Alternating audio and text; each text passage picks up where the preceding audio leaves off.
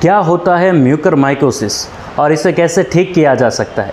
क्या ये बीमारी ऐसी है जिससे डरना चाहिए या फिर ये नॉर्मल बीमारी है? इस विषय में इस वीडियो में कई सारी बातें की गई है जो आपको काम में आएगी। ज़रूर इस वीडियो को पूरा देखिए। म्यूकरमाइकोसिस एक कोई बड़ी समस्या या नई समस्या नहीं है। म्यूकरमाइकोसिस पुरानी समस्या है और ये कोरोना जैसे भी नहीं है कि ये वायरस म्यूटेंट हो चुका है और इससे पहले इंसानों का सामना नहीं हुआ था। म्यूकरमाइकोसिस पहले ज़ाइगोमाइकोसिस के नाम से जाना जाता था।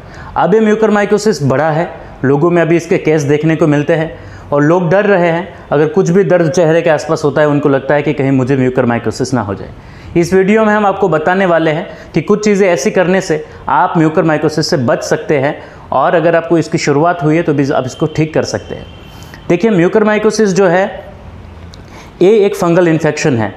इसे ब्लैक फंगल इन्फेक्शन के नाम से भी जाना जाता है। किसको ये म्यूकरमाइकोसिस होने की संभावना ज़्यादा होती है?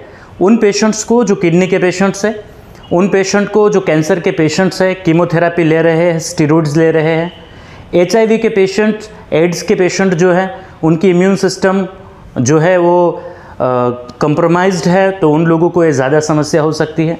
डायबिटीज़ अगर आपकी ज़्यादा रहती है तब भी आपको म्यूकरमाइकोसिस होने की संभावना बढ़ जाती है।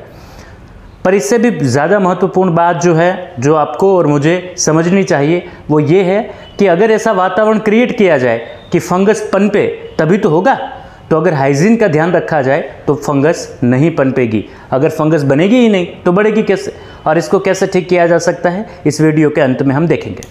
इसके अलावा एक और चीज़ है जो मुझे आपके साथ शेयर करनी है। जो पेशेंट कोविड के पॉजिटिव पेशेंट थे, कोरोना के पेशेंट्स थे, उनको ये ज़्यादा होता है, ऐसी बातें हो रही है। ऐसा क्यों है? ऐसा इसलिए है कि कोरोना के पेशेंट जो थे उनको ऑक्सीजन पर रखा गया था, वेंटिलेटर पर रखा गया था। तो एक सप्लीमेंटल ऑक्सीजन जब उनको दिया जाता है तो ये इंटरनल जो ट्रैक है और नेचुरल एटमॉस्फेयर के संपर्क में नहीं आता, तो ये अनुकूलन नहीं साध पाता। तो जब ये ऑक्सीजन नहीं लेते और एकदम ठीक हो जाता है पेशेंट, जब बाहर जाता है तो बाहर उसे पुराने वातावरण के साथ संपर्क में आना पड़ता है। पर शरीर तो उसके लिए अनुकूलित नहीं है। जब तक अनुकूलन साध सके उससे पहले ही एक फंगस उनके शरीर में इंटरनल म्यूकोजल ट्रैक में कहीं पे स्थायी हो जाती है और फिर वो बढ़ना शुरू हो जाती है। तो म्यूकरमाइकोसिस के कई सारे वीडियोज़ और फोटोज़ वगैरह देख के और कई सारी न्यूज़ सुन के बिल्कुल पैनिक होने की ज़रूरत नहीं है। अगर हाइजीन का ध्यान रखा जाए तो म्यूकरमाइकोसिस आपको होगी ही नहीं। अगर आपकी इम्यून सिस्टम वीक है तो कुछ चीज़ों का ध्यान रख सकते हैं। अगर आपके घर में लकड़ियों का सामान है जिसमें फंगस बनती है या फिर मिट्टी की कोई ऐसी भीगी हुई चीज़ है जहाँ पे ह्यूमिडिटी है, तो ह्यूमिडिटी के कारण फंगस इन्फेक्शन बढ़ता है, फंगल इन्फेक्शन बढ़ता है। तो आपको ध्यान रखना चाहिए कि कहीं पर भी फंगस क्रिएट ना हो। दूसरी एक चीज़ है जो हमें जाननी चाहिए, वो चीज़ ये है कि जो लोग मुंह बंद रखते हैं, जो पेशेंट थे जो बेड पर थे, वो कई बार ऐसा होता था कि सारी चीज़ों का ध्यान रखा गया पर पेशेंट ऑक्सीजन पर था तो मुंह साफ़ नहीं करवाया गया। 2 दिन में एक बार साफ़ करवाया गया कि भी, वरना 1 दिन में एक बार करवाया गया। पर अगर हम म्यूकरमाइकोसिस से बचना चाहते हैं तो दिन में 2-3 बार मुँह को सही तरीके से साफ़ करना चाहिए, जिससे मुँह में कहीं पर भी फंगस स्थायी ना हो सके और वो आगे बढ़ ना सके और म्यूकरमाइकोसिस का खतरा टल सके। एक और चीज़ है जिसका इस्तेमाल करके आप म्यूकरमाइकोसिस से बच सकते हैं। आपको जान के आश्चर्य होगा पर आयुर्वेद में इन चीज़ों को 5000 साल पहले जीवन की सबसे महत्वपूर्ण चीज़ों में माना गया था। इसे दिनचर्या का हिस्सा माना गया था और ये कहा गया था कि जैसे नहाना ज़रूरी है वैसे ही रात को सोते समय या सुबह घर से निकलते समय नाक के दोनों नॉन्स्ट्रल्स में 1-1 ड्रॉप या 2-2 ड्रॉप गाय का घी डाल के निकलना चाहिए। क्या होगा इससे? अब समझ में लोगों को आ रहा है कि अगर वायरस बाहर है और आपका ये ट्रैक ठीक है तो आपको वायरस इफेक्ट नहीं करेगा।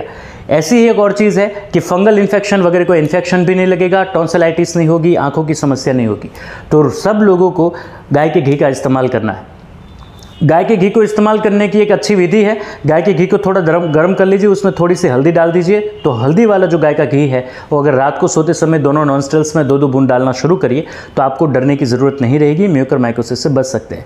म्यूकरमाइकोसिस ये कोई महामारी नहीं है और ये कोई ऐसी बीमारी नहीं है जो फैलती जाएगी। एक छोटी समस्या है जिसे डॉक्टर ठीक कर सकते हैं। सिर्फ उन्हीं लोगों को ज़्यादा प्रॉब्लम होती है जिन्होंने अपना खुद का ध्यान नहीं रखा, जिनकी इम्यूनिटी काफ़ी वीक थी।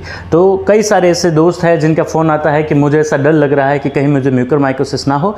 तो मैं आप सबको विनंती के साथ, प्रार्थना के साथ, निवेदन के साथ ये कह रहा हूँ कि आपको डरने की बिल्कुल ज़रूरत नहीं है। अगर आप अपने मुंह के अंदर का, आपके शरीर का हाइजीन का ध्यान रखेंगे तो आपको फंगल इन्फेक्शन होगा ही नहीं, म्यूकरमाइकोसिस होगा ही नहीं। Thank you very much. आप हमारे वीडियो को सराहते हैं।